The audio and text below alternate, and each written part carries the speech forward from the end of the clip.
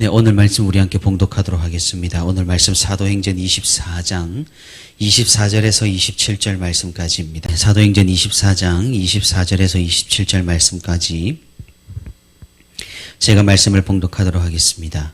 수일 후에 벨릭스가 그 아내 유대 여자 드루실라와 함께 와서 바울을 불러 그리스도 예수 믿는 도를 듣거늘 바울이 의와 절제와 장차 오는 심판을 강론하니 벨릭스가 두려워하여 대답하되 지금은 가라 내가 틈이 있으면 너를 부르리라 하고 동시에 또 바울에게서 돈을 받을까 바라는 고로 더 자주 불러 같이 이야기하더라. 이태가 지난 후 보르기오 베스도가 벨릭스의 소임을 이어받으니 벨릭스가 유대인의 마음을 얻고자 하여 바울을 구류하여 두니라. 아멘. 네, 오늘도 이렇게 새벽의 시간에 주님과 동행하기 위해 새벽 기도의 자리에 나온 우리 모든 성도 여러분 진심으로 환영하고 또 축복합니다. 오늘도 우리 함께 말씀을 듣는 가운데 말씀을 붙들고 기도하는 가운데 하나님의 크신 은혜와 위로가 풍성히 있기를 주님의 이름으로 축복하고 또 소망합니다. 우리가 신앙생활을 하다 보면은 가끔은 나태해지고 또 타성에 젖을 때가 있습니다. 열심히 해보려고 하지만 마음이 잘 잡히지 않는 그런 상황이 분명히 있다는 말입니다. 기도회에 나와보려고 애를 쓰지만 또 몸이 힘들고 또 날씨가 여러모로 좋지 않을 때도 있고 오늘과 같이 날씨가 갑자기 추워질 때도 있고 또 여러 가지 상황이 맞질 않아서 포기하기도 하고 또 우리가 일상을 살아가다가 말씀을 묵상해 보려고 해도 이런저런 일들에 쫓기다 보게 되면 하나님을 잊는 것은 금방입니다. 사실 현대에 들어서 이런 일들은 더욱 가중된 것 같습니다. 현대인들은 정말 너무나 바쁩니다. 이전에 우리 조상들이나 우리 선배들의 삶과는 전혀 다른 차원의 그런 바쁜 삶을 살고 있습니다. 물론 그 바쁜 것으로 인해 우리는 풍요와 번성을 누리지만 말입니다. 하지만 그 풍요와 번성이 우리의 신앙을 더욱 두텁게 하는 것은 아닌 듯 보입니다. 요즘에 계속해서 주 4일제가 논의가 되고 있습니다. 주 4일제라고 한다면은 교회가 기뻐해야 하고 더욱 교회 중심의 생활을 할 수 있다는 사실에 좋아해야 하지 않겠습니까? 하지만 이상하게도 더 크게 걱정하고 있는 것이 지금의 현실입니다. 현대인들은 교회에 대한 중요도를 그리 높게 설정하고 있지 않습니다. 자신의 여가 생활 정도로 아니 그보다 더욱 아래로 보고 있지 않은가 생각을 해봅니다. 그러니 교회들마다 주 4일제에 대한 걱정을 하는 것입니다. 우리는 막연하게 생각을 하고 있는지도 모릅니다. 구원에 대해서 또 믿음에 대해서 또 신앙에 대해서 말입니다. 이 정도면 충분하지 않을까? 이만하면 천국에 가지 않을까? 나 정도면 하나님께서 기억하시지 않을까라고 말입니다. 그리고 이런 생각들이 더욱 확장되어서 이제는 굳이 지금 열심히 할 필요가 있을까? 이거 한다고 해서 천국 가는 게 바뀌지도 않은데 왜 굳이 해야 할까? 천국을 가는 게 중요하지 상급을 받아서 뭘 하겠어? 그러니 나중에 해도 되지 않을까? 이런 생각마저 들 때가 있을 수 있습니다. 그래서 요즘 교회를 보면은 현재성과 시급성이 거의 소멸된 듯한 그런 모습들이 나타납니다. 하지만 성경은 그런 모습들을 단호하게 배척하고 있다라는 사실을 우리는 기억을 할 필요가 있습니다. 초대교회의 어느 성도들도 역시 이런 생각을 가졌었습니다. 예수님의 재림이 금방이라도 올 것 같았는데 1년이 지나도 10년이 지나도 재림은커녕 하늘에 구름 한 점 없자 사람들은 나태해지기 시작했습니다. 그래서 마찬가지로 신앙의 현재성을 잃어버리고 이런 말을 하는 사람들이 나타났습니다. 예수님께서 재림하실 때 그때 회개하면 된다. 그리고는 교회가 아니라 자기 마음대로 살아가는 성도 아닌 성도가 나타나게 된 겁니다. 사도 바울은 그런 초대교회 성도들에게 따끔한 질책을 마다하지 않았습니다.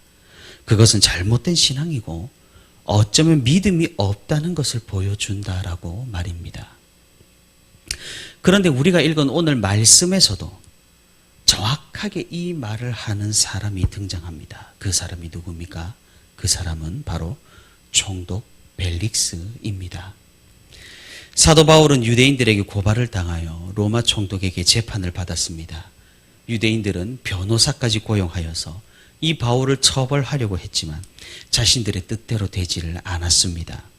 바울은 유대인들이 고발하는 내용 하나하나를 논리적으로 반박하면서 자신이 억울하다는 것을 효과적으로 변론합니다. 재판의 결과는 어쩌면 애매하지만 또 어쩌면 바울에게는 좋은 기회였습니다. 처벌을 한 것도 아니고 안 한 것도 아니고 묶어둔 것도 아니고 풀어준 것도 아니고 아무튼 바울은 로마의 보호를 받으면서 자유롭게 드나들 수 있었고 사람들의 도움을 받을 수도 있었고 사역을 할 수가 있었습니다. 그래서 가이사라에서 로마인들에게 복음을 전하는 기회를 얻을 수가 있었습니다. 더군다나 벨릭스는 바울에게 관심을 보였습니다. 그가 보인 관심이 복음 때문이었는지 혹 재물 때문이었는지 아무튼 의도는 불순했지만 바울을 여러 번 만나서 복음을 전해 들었습니다.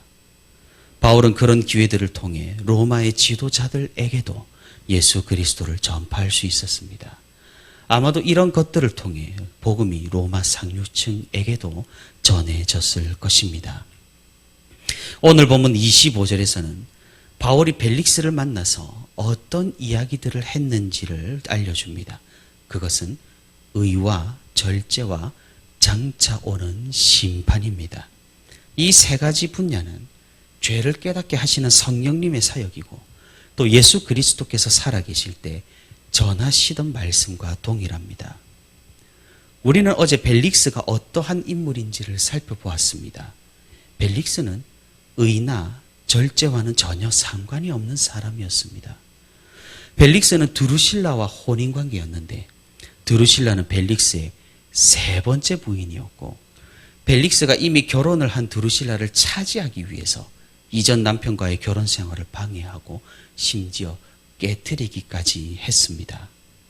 이런 그에게 의와 심판 그리고 절제에 대한 강론은 매우 불쾌하게 느껴질 수도 있었으며 송곳과 같이 자신의 양심을 찌르는 그런 말씀이었을 것입니다. 교회가 전하는 메시지는 추상적이거나 복잡한 신학 이야기거나 애매모호한 위로의 말이 전부가 아닙니다. 사실 그것은 기독교의 메시지라고도 볼 수 없을 것입니다. 예수님께서 말씀을 전하실 때 어떻게 말씀을 전하셨습니까? 예수님의 말씀은 언제나 사람들의 폐부를 정확하게 찔렀습니다. 양심을 자극했고 하나님 앞에 즉각적으로 엎드리기를 강조하셨습니다. 그러면 어떻습니까? 사람들의 반응은 정확하게 세 가지로 나누어지게 됩니다. 하나는 적극적인 따름입니다. 예수님의 제자들과 사도 바울과 교회를 열심히 섬긴 사람들이 바로 예수님의 말씀을 듣고 따랐던 부류입니다. 다른 하나는 적극적인 반항입니다. 바리새인, 사두개인, 서기관들, 유대 지도자들 또는 예수님의 말씀을 듣고도 외면한 그 당시 사람들이 이 부류일 것입니다. 그럼 마지막 하나는 무엇입니까?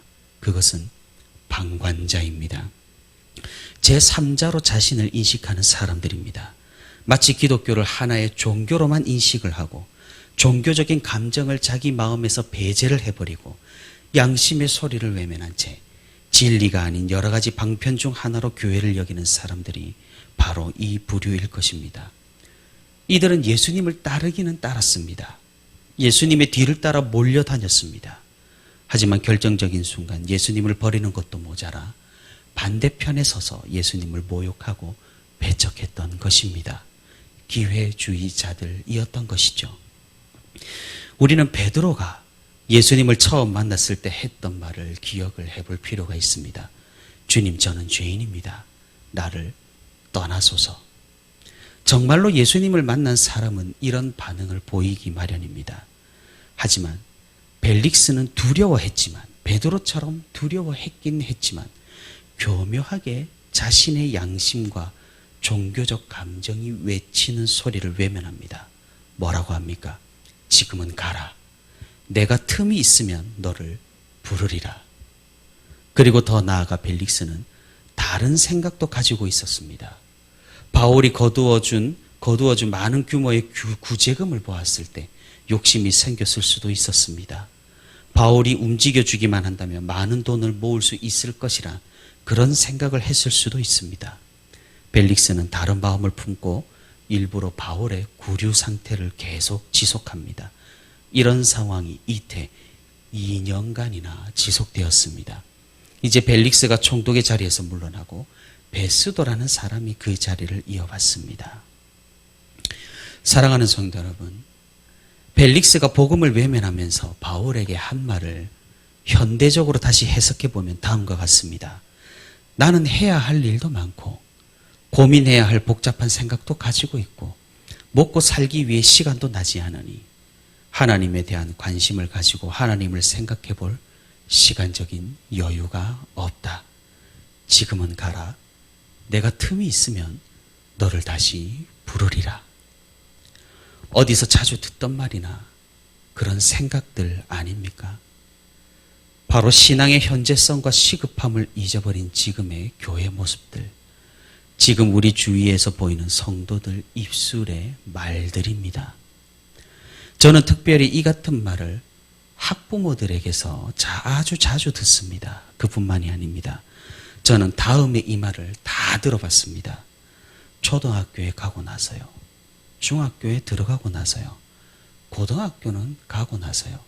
대학교에 입학은 해야죠. 군대 다녀오고 말입니다. 취업을 일단 하고 결혼을 먼저 하고 아이를 먼저 키우고 집부터 먼저 사고 아이 결혼을 먼저 시키고 은퇴를 하고 다음에 그럼 그 다음은 무엇이겠습니까? 죽고 난 뒤입니까?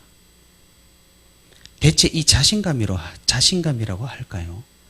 어디서 나오는 것일까요? 알고 있는 것과 그것을 마음에 담아두는 것은 차원이 다른 말입니다. 벨릭스는 알았습니다. 너무나도 잘 알았습니다. 그는 똑똑했습니다. 사도 바울이 하는 신학적인 말들 아마 모두 이해했을 겁니다. 재주가 좋은 사람입니다. 능력이 있는 사람이었습니다. 하지만 복음을 마음에 담아두질 않았습니다. 결국 그의 선택은 다음에였습니다. 그의 선택은 그를 결국 하나님과 멀어지게 했습니다. 사랑하는 성도 여러분, 우리가 믿음의 현재성과 신앙의 시급함을 회복할 수 있기를 바랍니다. 다음은 없습니다. 우리에게 다음은 절대로 장담할 수도 보장되지도 않는 그런 옵션입니다. 가을에 추수하여 겨울에 즐거이 보내자고 잔치를 연 부자는 그날 밤 하나님께서 데려가셨습니다. 하나님은 우리에게 항상 현재성을 강조하십니다. 전도서에서도 현재의 삶을 바라보고 누리라고 말합니다. 집을 살 것이라고 악착까지 저축하고 돈을 모으던 사람들, 무리하게 대출을 해서 집을 먼저 산 사람들, 지금 다 어떻게 되었습니까? 그렇다고 집을 사지 않은 사람들이 승리를 한 걸까요? 미래는 하나님 외에 누구도 장담할 수가 없고 알 수도 없고 그렇기에 다음은 우리에게 없다는 사실을 우리가 기억할 수 있기를 바랍니다. 그러니 우리에게는 지금이 중요합니다. 현재가 가장 중요합니다. 하나님께서 허락하신 지금의 시간이 가장 중요한 법입니다. 우리가 이 사실을 기억하며 신앙생활을 하고 교회 생활을 할 수 있기를 바랍니다. 오늘도 하나님 앞에 즉각적으로 엎드려서 다음이 아니라 지금 우리가 하나님 앞에 기도할 것을 기도하며 십자가 앞으로 시급하게 나아가는 저와 우리 부천시민교회 모든 성도가 되기를 주님의 이름으로 소망합니다.